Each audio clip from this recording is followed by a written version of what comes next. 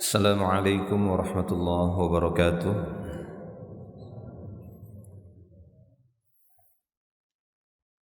Innal hamdalillah nahmaduhu wa nasta'inuhu wa nastaghfiruh wa na'udzu billahi min shururi anfusina wa sayyiati a'malina. Man yahdihillahu fala mudilla lahu wa man yudlil fala hadiya lahu. Ashhadu an la ilaha illallah wahdahu la syarika lah wa ashhadu anna Muhammadan abduhu wa rasuluh. Allahumma salli wa sallim ala Rasulillah nabiyina Muhammadin sallallahu alaihi wasallam wa ala alihi wa ashabihi wa man tabi'ahum bi ihsanin ila yaumiddin.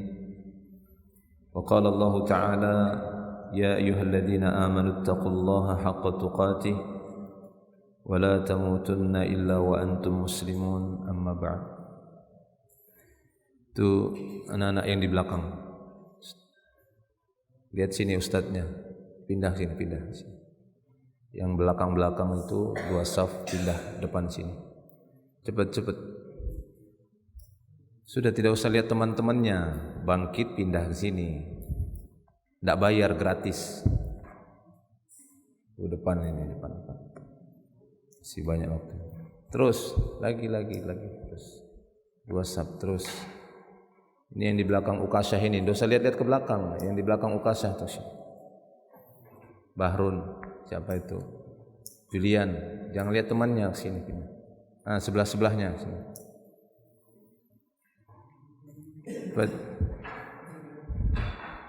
Nah. Biar kelihatan wajah ganteng kalian.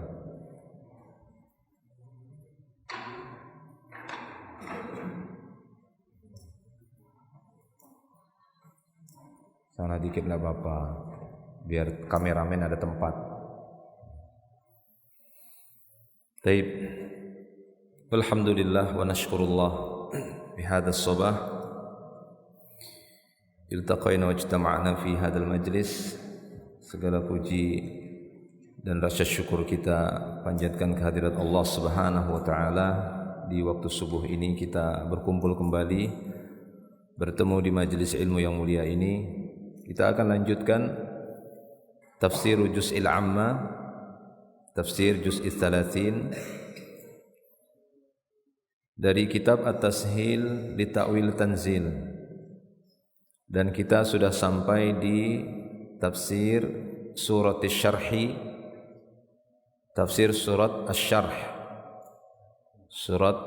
Surat yang menjelaskan tentang kelapangan ya. Asy-Syarhu maknanya kelapangan, penjelasan, karena di dalamnya disebutkan kalimat syaraha yashrahu, nashrah, alam nashrah, sehingga dikatakan dia surat Asy-Syarh, atau ada yang mengatakan surat Al-Insyirah ya. Di beberapa penyebutan surat ini kadang disebutkan dengan wazan infial, infa'ala, insyaraha atau insyirah, maknanya sama.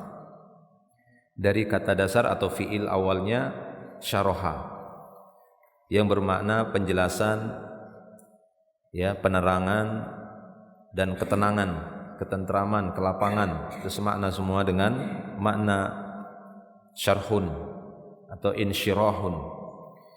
Taib, kita sudah bacakan secara keseluruhan ayat per ayat yang ada dalam surat Asy-Syarh ini atau Insyirah ini, dari ayat pertama sampai terakhir, serta sudah kita jelaskan pula makna kalimat per kalimatnya, baik secara lughatan, demikian juga akan kita dapatkan tafsiran dari kalimat per kalimat tersebut dalam buku tafsir ini, khususnya di dalam buku tafsir ini ya, sampai ayat yang ke-8.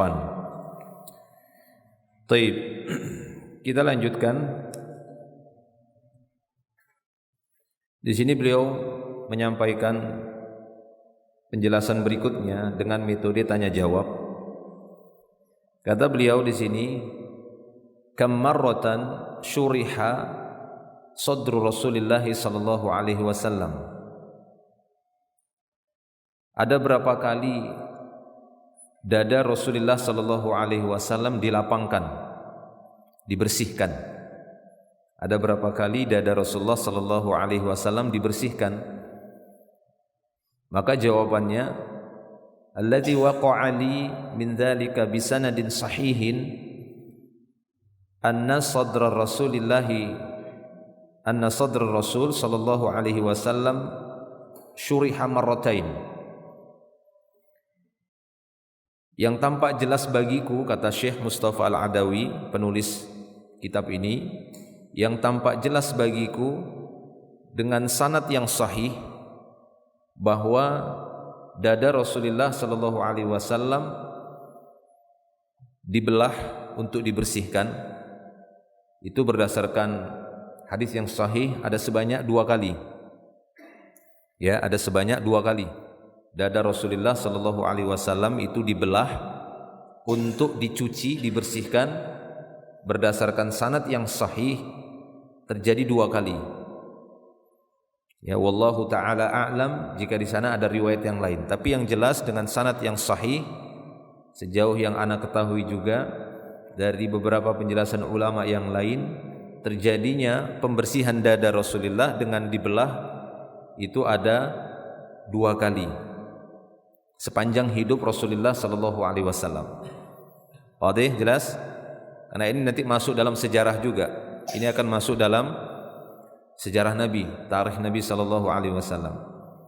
Kapan yang pertama? Kata beliau di sini, al-ula minhuma, kejadian yang pertama dari 2 kejadian pembelahan dada Rasulullah sallallahu alaihi wasallam, wa huwa shaghirun yal'abu ma'a ghilman, yaitu ketika beliau masih kecil. Wa huwa shaghir, masih kecil. Ya, kurang dikit lah dari kalian begini ya, mungkin ghilman, atau kurang lebih ya seumuran kalian seperti ini. Sebelum beliau mencapai masa balighnya. Ya. Ketika itu beliau sedang bermain-main bersama anak-anak, yal'abu ma'al ghilmani kama fi sahih Muslim, sebagaimana kisah ini disebutkan dalam Sahih Muslim, min hadithi Anas radhiyallahu anhu anna Rasulullah sallallahu alaihi wasallam atahu Jibrilu alaihi salam. Ini bersumber dari hadis Anas radhiyallahu anhu bahwa Rasulullah sallallahu alaihi wasallam didatangi oleh Jibril alaihi salam, wa huwa yal'abu ma'al ghilman. Pada waktu itu ketika didatangi oleh Jibril, beliau sallallahu alaihi wasallam sedang bermain-main bersama anak-anak yang lainnya. Fa akhadahu, maka Jibril pada waktu itu pun langsung menangkap beliau, lagi main-main kan, lagi main-main, ditangkap, dipegang. Fa sara'ahu, kemudian sara'a itu membanting ya, tapi bukan dibanting, maksudnya langsung dibaringkan. Tangkap, namanya anak-anak masih kecil gitu ya, ditangkap oleh Jibril alaihissalam, Jibril dalam bentuk manusia, lalu dibaringkan beliau sallallahu alaihi wasallam. Fasyaqqa an qalbihi, kemudian Jibril pun membelah dada Rasulullah, dibelah dadanya. Ya. Fastakhrajal qalba, lalu dikeluarkan bagian hatinya, qalb. Ya, bagian hati, ada yang mengatakan jantung. Itu dikeluarkan. Fastakhraja minhu 'alaqatan, demikian juga dikeluarkan gumpalan darahnya. Jadi qalb ini kalau yang dimaksud bagian dalam tubuh, jika dimaksud qalbun itu jantung. Ya, 'alaqatun, 'alaqah gumpalan darah itu hati. Pernah ikut belah sapi kan? Ya kan? Kalau kambing tahu hati kan? Yang biasa juga digoreng, dimasak gitu ya. Kan ada 2 darah yang halal. Kata Nabi dalam hadis, ada 2 darah yang halal, ya, yaitu al-kabidu wat tihal. Bagian hatinya hewan itu yang gumpalan darah sama limpah. Itu darah itu aslinya, tapi itu halal. Selain itu darah itu diharamkan untuk dikonsumsi. Nah, maka dalam hadis ini dikeluarkan ada 2, al-qalb wa 'alaqah. dikeluarkan jantungnya Nabi sama gumpalan darah, itu hati yang dimaksud.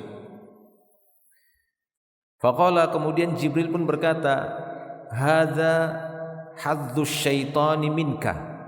Seraya Jibril berkata kepada Nabi SAW pada waktu kecil, dan beliau pada waktu itu dalam keadaan sadar, di belah dadanya dikeluarkan jantung dan hatinya. Seraya Jibril mengatakan kepada beliau SAW, hadza hadzuz syaitan minka. Ini ya bagian syaitan yang ada dari tubuhmu, maksudnya tempat syaitan merusaknya, menggodanya. Nah itu. Summa ghasalahu, kemudian Jibril pun mencucinya, dicuci. Ya, betul-betul dicuci. Fi tostin, tostun itu artinya baskom. Fi tostin min zahabin, dicuci di dalam sebuah baskom yang terbuat dari zahab, terbuat dari emas. Ya, bima Zamzam, dengan menggunakan air Zamzam. Summa la'amahu, la'am artinya khot, yakhid, dijahit lagi. Ya, setelah dicuci oleh Jibril alaihissalam di baskom yang terbuat dari emas dengan menggunakan air Zamzam, lalu Jibril menutup lagi. La'ama itu dijahit lagi lah, itu bahasanya ya, dijahit lagi. Enggak tahu jahitnya pakai apa, tapi ditutup lagi sama Jibril. Masukkan lagi, udah bersih, lalu ditutup bagian sobekan tadi, belahan tadi dijahit kembali. Summa a'adahu fi makanihi, kemudian Jibril mengembalikan beliau sallallahu alaihi wasallam di tempatnya semula, yaitu bersama anak-anak tadi. Waja'al ghilman, maka pada waktu itu para anak-anak yang lainnya pun yas'una ila ummihi, yakni dhuhrihi. Maka pada waktu itu anak-anak yang bermain bersama beliau pun ketakutan, lalu berlari menuju ibu susuannya. Ya, berlari menuju ibu susuannya beliau sallallahu alaihi wasallam. Faqalu, anak-anak itu pun mengabarkan kepada ibu susuan beliau, inna Muhammadan qad qutila. Kata anak-anak karena ketakutan melihat beliau dibelah dadanya, ya, mereka pun berkata, Muhammad telah dibunuh, Muhammad telah dibunuh. Namanya anak-anak kan, ngelihat teman mainnya dibelah dadanya, dikeluarkan sininya dicuci, mereka pun lari ketakutan sambil mengabarkan kepada ibu susuannya, inna Muhammadan qad qutila, Muhammad dibunuh, Muhammad dibunuh. Fastaqbaluhu, kemudian mereka pun mendatangi beliau sallallahu alaihi wasallam. Nabi Muhammad kecil pada waktu itu. Wa huwa muntaqiul laun. Ya, dan beliau pada waktu itu kondisinya muntaqiul laun. Muntaqiul laun itu pucat. Nah, gitu ya, dalam keadaan warna tubuhnya itu enggak berwarna, ya pucat kita bilang. Muntaqiul laun itu beliau kelihatan pucat, ketakutan, ya, karena di belah dadanya ada rasa takut namanya anak. Maka beliau pada waktu itu ketika didapati dalam keadaan pucat dan belum meninggal dunia. Qala Anas, maka Anas pada waktu itu pun berkata, wa qad kuntu ara athara dzalikal ya makhit fi sadrihi. Dan kata Anas, sungguh aku melihat bekas jahitan yang ada di dada Nabi. Ya, aku masih bisa melihat bekas apa? Jahitan di dada Nabi sallallahu alaihi wasallam. Jadi masih terlihat oleh Anas bin Malik. Ya, karena Anas bin Malik selama 10 tahun menjadi pembantu Nabi sallallahu alaihi wasallam dalam kesehariannya. Jadi dia masih mendapati ketika beliau mengganti baju, ya, bagian baju, bagian dadanya masih sering terlihat di rumah Nabi. Ketika beliau melepaskan pakaian, terlihat bekas jahitan di dada beliau. Taib. Nah, ini proses pembelahan dada Nabi sallallahu alaihi wasallam. Syuriha sadru Rasulullah sallallahu alaihi wasallam, dibersihkannya dada Rasulullah pada kali yang pertama, ya, pada pertama kali dari 2 riwayat yang disebutkan. Kejadian yang kedua, wasaniyah Lailatul Mi'raj. Ini peristiwa pembelahan dada beliau terjadi pada malam Mi'raj. malam diperjalankannya beliau sallallahu alaihi wasallam ya dari Masjidil Haram menuju Masjidil Aqsa, kemudian ke Sidratul Muntaha.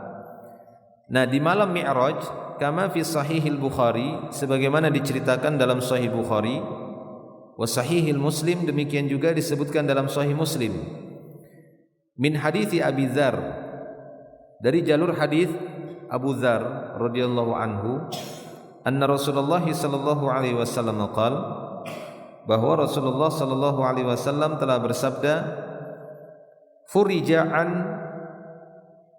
saqfi baiti wa ana bi Makkah fanazala Jibril. Kata beliau sallallahu alaihi wasallam, pada suatu malam tiba-tiba atap rumahku itu terbuka. Ya, atap rumah Rasulullah sallallahu alaihi wasallam dari pelepah-pelepah kurma dan kulit kayu. Atap rumahnya tiba-tiba terbuka. Ya, furija an saqaf baiti, kata beliau. Terbelah tiba-tiba, ini terbuka saqaf, maksudnya bagian atap rumahku. Wa ana bi Makkah, waktu itu beliau masih berada di Mekah, belum hijrah ke Madinah, masih berada di Mekah. Fanazala Jibril, lalu Jibril turun dari langit, masuk menemui Nabi langsung. Atap terbuka. Ya. Fanazala Jibril. Fafurija sadri. Lalu Jibril pun membelah dadaku, membuka dadaku, dibelah dada beliau lagi. Ya. Summa ghasalahu bima'i Zamzam. Sebagaimana yang dilakukan oleh Jibril yang pertama, pada kali yang kedua ini juga Jibril alaihi salam melakukan yang sama.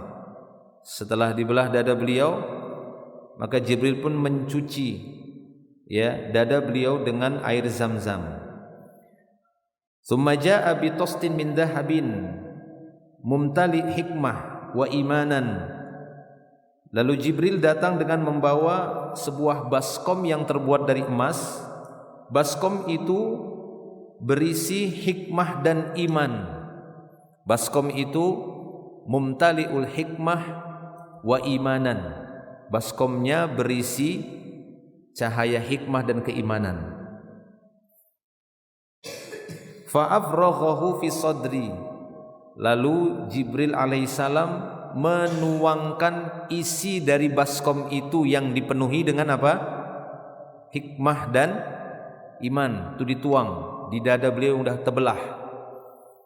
Ya, sudah dicuci, dituang ke dada beliau. Isi baskom dari emas tadi. Summa atbaqahu. Setelah selesai dituang semua isi dari baskom yang berisi hikmah dan keimanan, lalu ditutup lagi dadanya oleh Jibril alaihi salam. Al-hadis. Ya, disebutkan hadisnya panjang, ini potongannya saja. Diriwayatkan oleh Imam Bukhari dan Imam Muslim. Taib. Jadi sepanjang sejarah ataupun riwayat yang ada menyebutkan bahwa proses pembersihan dada Nabi sallallahu alaihi wasallam, ya, syarhu sadrin Nabi, sehingga dikatakan surat Asy-Syarh, alam nasyrah laka sadrak, bukankah telah kami bersihkan, telah kami lapangkan dadamu ya Muhammad. Maka di antara buktinya adalah apa yang disebutkan dalam dua riwayat tadi, bentuk pembersihan dada Nabi sallallahu alaihi wasallam, penentraman dan menenangkan dada Nabi sallallahu alaihi wasallam dengan dibersihkannya dari tempat syaitan, sehingga tidak ada tempat lagi bagi syaitan di hati Nabi sallallahu alaihi wasallam. Tujuannya apa? Supaya umatnya enggak ragu lagi dengan apa yang beliau bawa. Ya, tidak dituduh lagi barangkali itu sesuai nafsu beliau saja. Barangkali itu godaan syaitan untuk beliau. Apa yang beliau ajarkan itu barangkali mungkin saja dari godaan syaitan. Tidak ada lagi dugaan seperti itu. Bersih, beliau sudah bersih dari godaan syaitan, dari gangguan syaitan, ya, di dalam fikiran beliau dan hati beliau. Beda dengan kita. Kalau kita masih diberikan waswas syaitan, alladzi yuwaswisu fi sadrin nas atau sudurin nas. Ya, sadar kita masih penuh dengan bisikan-bisikan syaitan. Kita harus berjuang untuk melawannya. Beliau tidak disibukkan lagi dengan itu. Beliau sudah dimenangkan dari godaan syaitan. Beliau juga ditenangkan dari hawa nafsu. Wa ma yantiqu 'anil hawa in huwa illa wahyu yuha. Dia tidak berbicara dengan hawa nafsu. Sehingga dua hal tadi, beliau telah dijaga dari hawa nafsu, beliau juga dijaga dari gangguan syaitan, godaan syaitan. Sehingga murni apa yang ada pada beliau adalah wahyu dari Allah Ta'ala. Baik itu ucapan, perbuatan, tindakan beliau, diamnya beliau, itu semua diawasi oleh Allah atas perintah Allah Subhanahu wa Ta'ala. Taib, jelas ya? Kemudian berikutnya,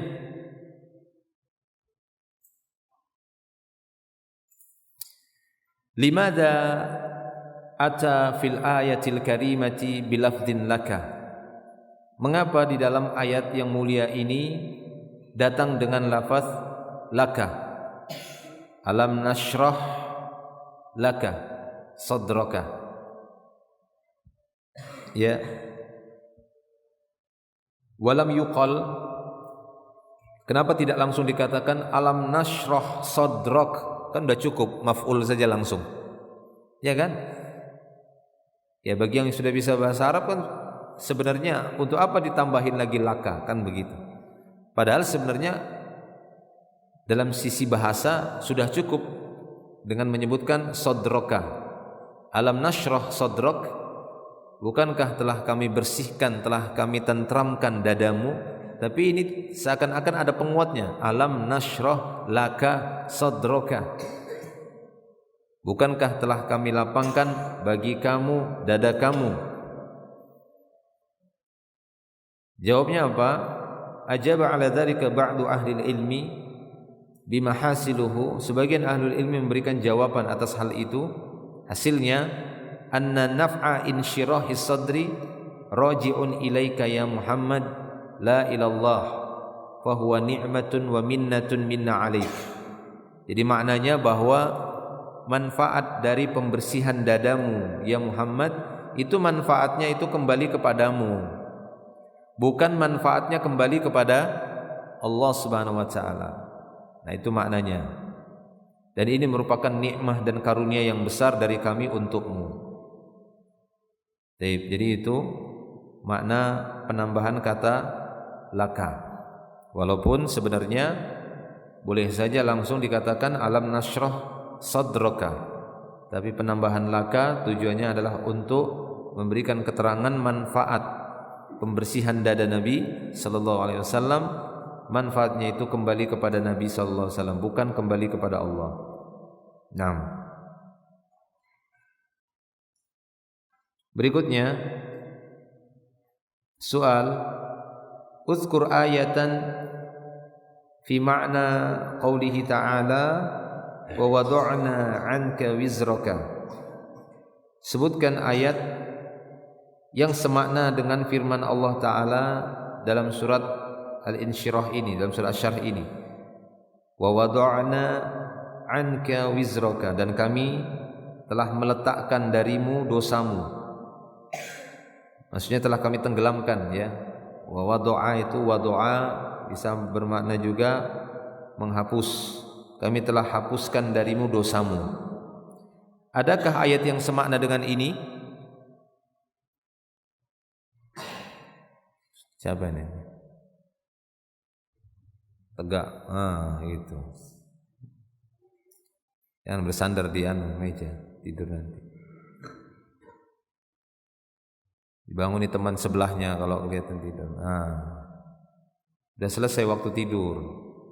Tadi kan udah tidur kan? Selesai waktu tidurnya. Kenapa datang setannya? Ya, setan gitu. Tidur katanya kan? Ya, sebutkan ayat yang semakna dengan wa wada'na 'anka wizraka. Kami telah hapuskan darimu dosamu. Kata beliau yang semakna dengan ini ada dalam surat Al-Fath. Dalam surah Al-Fath ayat yang kedua, Allah Ta'ala berfirman, liyaghfira lakallahu ma taqaddama min dhanbika wa ma ta'akhkhar, agar Allah menghapuskan untukmu dosa-dosamu, apa yang telah berlalu dan apa yang akan datang. Ya, Allah Ta'ala akan menghapuskan untukmu dari dosamu yang terdahulu dan apa yang akan datang. Nah, ini ayat yang senada dengan wa wada'na anka wizrak. Ya, ini kabar dari Allah bahwa dosa-dosa Nabi sudah dihapuskan oleh Allah Ta'ala. Nah, maka pertanyaan berikutnya kata beliau, hal kanat 'inda Nabi sallallahu alaihi wasallam dzunubun qabla nubuwatihi alaihi salatu wassalam? Kalau begitu, berdasarkan ayat tadi, apakah dahulunya Nabi sallallahu alaihi wasallam punya dosa sebelum diangkat menjadi nabi? Sebelum diangkat menjadi nabi dan rasul? Ya, karena sebelum diangkat menjadi rasul, beliau diangkat jadi nabi duluan. Paham ya? Jadi proses sebelum seorang diangkat menjadi rasul, maka dia diberikan kenabian dulu. Jadi nggak bisa dinobatkan seorang menjadi rasul tapi belum melewati masa nabi. Makanya Nabi mengatakan sallallahu alaihi wasallam bahwasanya la nabiyya ba'di, nggak ada nabi setelahku. Kalau nabi saja nggak ada, berarti rasul lebih lagi, lebih tidak mungkin ada lagi setelah beliau. Karena jenjangnya kan begitu ya, jenjang sebelum dapat predikat rasul itu harus ya mendapatkan nubuah tadi, kenabian dari Allah Subhanahu wa taala. Baik. Nah, apakah sebelum beliau diangkat menjadi nabi beliau tertimpa dosa-dosa? Maka jawabannya, qala bidzalika ba'du ahli ilmi. Sebagian ahli ilmi berkata demikian, bahwa beliau sebelum diangkat menjadi nabi ataupun rasul, beliau tertimpa dosa. Ada dosa-dosa yang beliau lakukan. Ya. Faruwiya an Qatadah bi isnadin yasihhu bi majmu'i tariqaihi. Diriwayatkan dari Qatadah dengan sanad yang sahih dengan menggabungkan dua jalan. Dan ini disebutkan juga oleh Al-Imam At-Tabari di dalam tafsirnya, yaitu pada firman Allah Ta'ala dari Qatadah tadi ya, riwayat dari Qatadah, ada dua jalur periwayatan, dua tariqah, dengan menggabungkan keduanya maka mendapatkan sebuah sanad yang sahih, yaitu pada penjelasan firman Allah Ta'ala, alam nashrah laka sadrak wa wada'na anka wizrak alladhi anqadha dhahraka. Kata Qatadah, kanat lin Nabi sallallahu alaihi wasallam dzunubun. Sebelumnya dahulu Nabi sallallahu alaihi wasallam tertimpa dosa. Qad asqalathu faghafarahallahu lahu. Yang mana dosa itu memberatkan Nabi sallallahu alaihi wasallam. Lalu Allah Subhanahu wa taala membersihkan dosa Nabi, mengampuni beliau. Nah, jadi seperti itu. Maka lihat urutannya. Alam nashrah laka sadrak wa wada'na anka wizraka. Makna wizr apa kemarin makna wizrun? Dzanbun, ya, dosa. Apa ayat lanjutannya? Wa wada'na anka wizrak. Apa lanjutan ayatnya? Allazi anqadha dhahraka. Ya, kami telah hapuskan dosa bagimu ya Muhammad. Kenapa dosa itu dihapus? Anqadha dhahraka, karena dosa itu memberatkan punggungmu. Anqadha itu kan asqala, ya udah kita jelaskan. Kemarin perhatikan itu makna secara bahasanya. Karena dosa itu memberatkan dirimu, anqadha dhahrak, memberatkan punggung. Jadi kayak bawa barang itu yang bebannya sangat berat, gimana berjalannya? Cepat atau lambat jadinya? Lambat. Sehingga tugas beliau sebagai rasul yang harus ke sana kemari menyampaikan dakwah jadi berat karena disibukkan terus dengan dosa. Ya, berat ini. Sehingga harus dihapus dulu oleh Allah Ta'ala. Ya, harus dihapus dulu oleh Allah Subhanahu wa Ta'ala. Maka pendapat yang tepat apa yang disampaikan oleh Qatadah tadi, bahwasanya dahulunya Nabi Shallallahu Alaihi Wasallam sebelum diangkat menjadi Nabi dan Rasul, beliau pun sama seperti manusia yang lainnya, beliau terjatuh kepada kesalahan, jatuh kepada dosa. Ya, ada dosa. Taib. Warawa Tabari, demikian juga Imam At-Tabari meriwayatkan bi isnadin sahihin, dengan sanad yang sahih, an Ibnu Zaid, dari Ibnu Zaid fi qaulihi ta'ala, pada firman Allah Ta'ala, alam nashrah laka sadrak wa wada'na anka wizrak syuriha lahu sadruhu. Kata Imam Tabari, dada beliau itu dibersihkan, ditenangkan oleh Allah. Wa ghafara lahu dhanbahu alladhi kana qabla an yunabba fa wada'ahu. Setelah dada beliau dibersihkan, lalu dosa-dosa beliau dibersihkan juga, beliau diampuni. Ya, sebelum beliau dikabarkan dengan nubuah. Jadi sebelum beliau dikabari bahwasanya beliau diangkat menjadi nabi, maka dibersihkan juga dosa-dosa beliau. Demikian juga tadi sebelum beliau diangkat ke Sidratul Muntaha, dada beliau dibersihkan pada yang kedua kalinya. Sebelum diangkat kemana? Ke Sidratul Muntaha, ke langit, bertemu dengan Allah, menerima perintah solat. Jadi enggak main-main itu ya, menerima perintah solat. Ya, ini jadi perhatian kita juga. Ketika Nabi menerima perintah solat itu enggak main-main, maka ketika kita ngerjakan solat juga jangan main-main. Paham ini semuanya? Lagi anak-anak ini yang sudah mumayyiz, ya. Dan sebagai orang tua juga begitu. Harusnya sudah mengajarkan kepada anak-anaknya ketika sholat itu jangan main-main. Karena itu bukan tempat main-main sholat. Kalau main-main di tempat permainan. Paham semua? Ya, kalau mau main-main jangan pada waktu sholat. Setelah sholat saja main-main. Silahkan, bebas. Banyak waktu untuk bermain. Ya, bagi adik-adik kita juga yang kecil misalnya, yang memang sudah bisa dibawa dan sudah bisa difahamkan tentang sholat, sampaikan sholat itu adalah waktu sholat untuk beribadah, bertemu dengan Rabbnya, bukan waktu main. Kalau mau main setelah sholat. Kenapa? Karena menerima perintah sholat ini enggak ringan. Bukan peristiwa yang gampang ini ya. Kalau mau disuruh kita bayar transportasi untuk Isra Mi'raj Nabi, kita enggak sanggup bayar. Bayar transportasi apa kita? Mau ngirim Nabi ke Sidratul Muntaha untuk nerima perintah sholat. Jadi jangan sepelekan masalah sholat. Justru kita harus seriuskan masalah sholat. Ya, ketika kita mau mendatangi tempat untuk sholat, setelah wudhu ada panggilan azan dari 5 waktu, betul-betul fokus sholat. Paham ya? Fokus sholat dan usahakan untuk tidak lagi terfikirkan dengan masalah-masalah yang lainnya. Nanti saja setelah sholat. Kan sholat juga enggak lama-lama.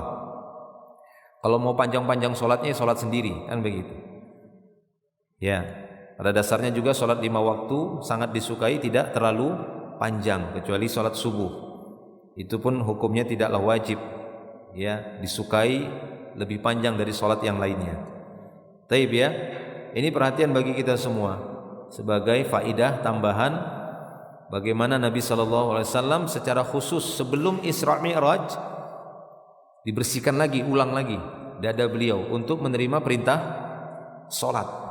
Ya, taib. Kemudian berikutnya,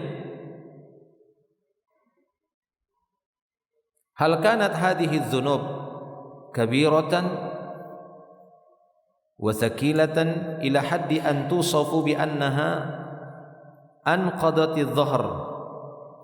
Apakah dosa yang telah dihapus oleh Allah Ta'ala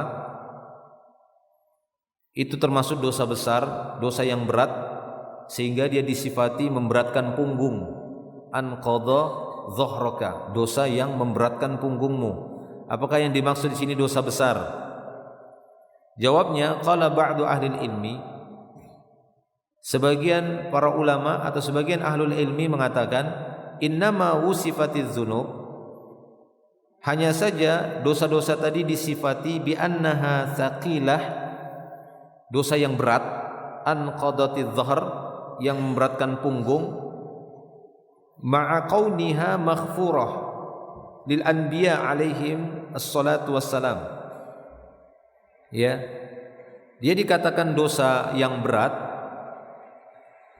bersamaan dengan itu kondisi dosa itu diampuni untuk para nabi alaihimus salatu wassalam.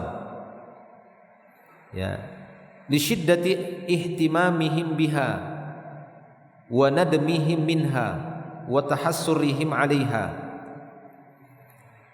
Ya, dia dikatakan berat dikarenakan kondisi nabi ketika melakukan perbuatan itu guncang, terganggu. Bukan dosa besar atau dosa berat ini dosa yang menghilangkan kehormatan. Paham ya? Bukan itu yang dimaksud. Berzina, mencuri, bukan itu.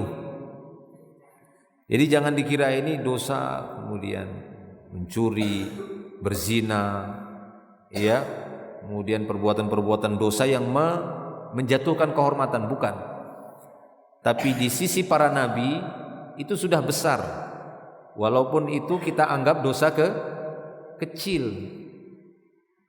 Ya, di sisi para nabi karena memang kejiwaan mereka yang tinggi. Akan tapi karena mereka masih pada tabiat manusia biasa, mereka juga jatuh pada kesalahan tadi yang membuat mereka guncang, sehingga ini akan mengganggu tugas mereka sebagai nabi dan rasul. Paham ya? Jadi bukan itu. Sama seperti kisahnya istri Nabi Nuh alaihi salam. Ya, istri Nabi Nuh alaihi salam yang kita ketahui dicela oleh Allah Subhanahu wa taala dalam Al-Qur'an, berbuat kesalahan, berbuat dosa. Apakah dosa yang dimaksud di situ dosa zina? Kan bukan. Bukan dosa yang mengakibatkan hilangnya kehormatan, kesucian jiwa, kesucian diri. Ya, tapi dosa yang dimaksud di sana adalah pengingkaran, kekufuran, mengingkari suami, mengingkari keimanan, walaupun tetap menjaga kesucian diri. Taib. Ya, jadi karena mereka terlalu terfikir dengan kesalahan tadi, sehingga mereka menganggap itu besar. Tidak hanya mereka para nabi, tingkatan para ulama, kita anggap itu dosa kecil, biasa saja. Tapi di sisi para ulama itu berat. Ya, di sisi para ulama itu berat. Contoh seperti masalah waktu. Para ulama itu kadang menangis, kadang taubatnya berulang-ulang hanya gara-gara waktu yang mereka jalani itu lebih banyak dipakai untuk perkara mubah. Misal, para ulama itu kalau makannya terlalu lama, itu mereka nyesalnya bukan main. Waktu makan itu terlalu panjang, itu mereka menyesalnya bukan main. Taubat mereka kepada Allah. Ya, kalau kita kan paling senang itu makannya itu berleha-leha, nyantai. Maka lihat para ulama itu kalau makan, mereka akan mencari makanan yang paling cepat dikonsumsi oleh perut, walaupun lidah tak merasakannya. Itulah dia ulama. Beda. Kalau kita kan enggak, sedikit saja kurang rasa, kurang enak. Ya, kalau ulama tidak demikian. Mereka akan mencari makanan, kalau bisa enggak dikunyah, yang penting bisa menambah tenaga, lebih cepat untuk dikonsumsi, dilarutkan dalam perut, mereka akan cari. Makanya mereka sering mencari roti saja. Roti direndam air, langsung telan. Gak menghabiskan waktu yang banyak, gak capek ngunyah. Itu mereka. atau sekedar makan buah atau makan kurma. Kenapa? Karena kurma cepat dikonsumsi dan energi yang dihasilkan juga lebih banyak, kesehatannya lebih baik dengan makan kurma. Dan gak lama juga ngunyahnya, beda dengan daging. Makanya jarang Nabi SAW makannya daging tiap hari, itu enggak. Beliau tidak mau waktunya itu habis hanya untuk perkara yang mubah. Begitu para ulama. Nah, itu membuat mereka nyesal. Kita menganggap itu suatu hal yang sepele, itu biasa sama kita. Bahkan makan aja 1 jam kita kan gitu ya, sambil ngobrol. Dan itu sering kita lakukan.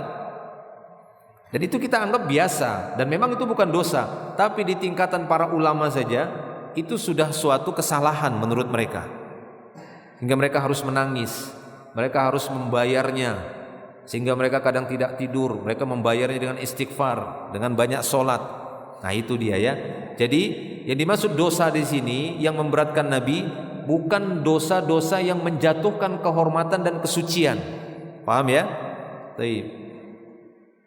Ini terbukti dari perkataan Ibrahim alaihissalam ketika Nabi SAW menceritakan tentang kejadian hari akhirat di mana manusia mencari syafaatul uzma. Tahu syafaatul uzma ya?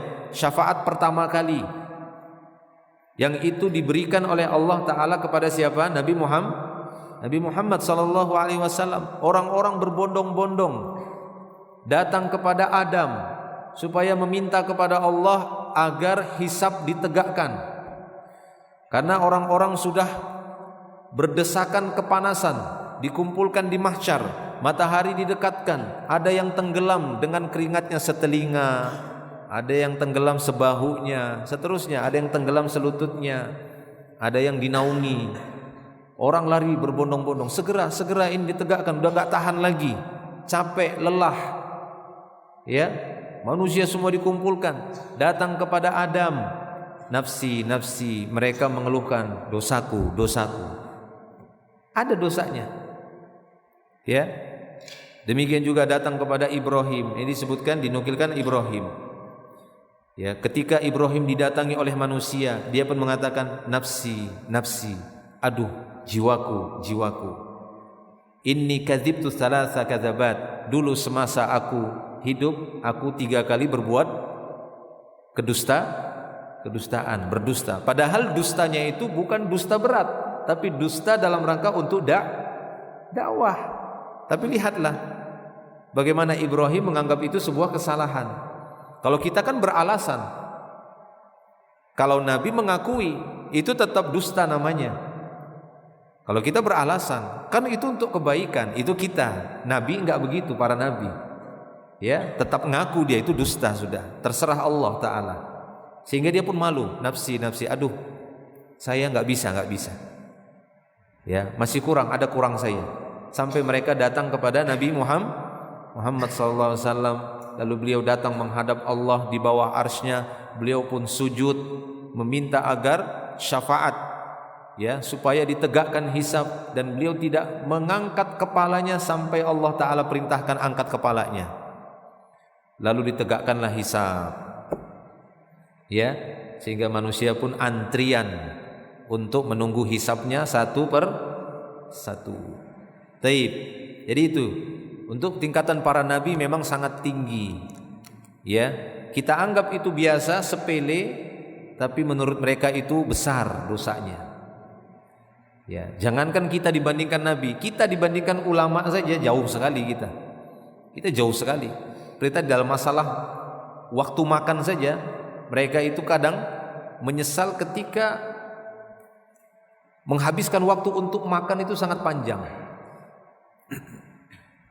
Ya, makanya Imam Ahmad, Imam Syafi'i, mereka tidak dikenal atau tidak pernah didapati makan kenyang kecuali ketika diundang.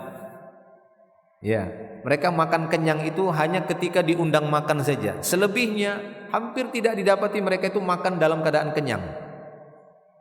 Kenapa? Karena akan membuat ngantuk. Ya, sehingga apa? Waktu mereka untuk baca buku, menulis itu terkurangi. Mereka enggak mau. Waktu untuk baca buku itu terkurangi, mereka tidak mau. Ya, sehingga mereka makan kenyang itu ketika diundang makan saja.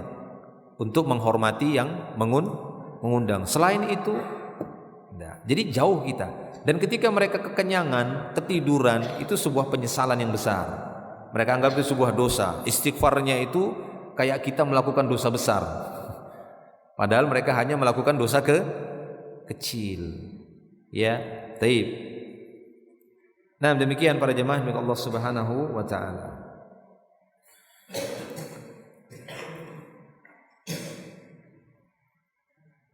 Taib, ana rasa cukup karena yang berikutnya ini panjang sekali.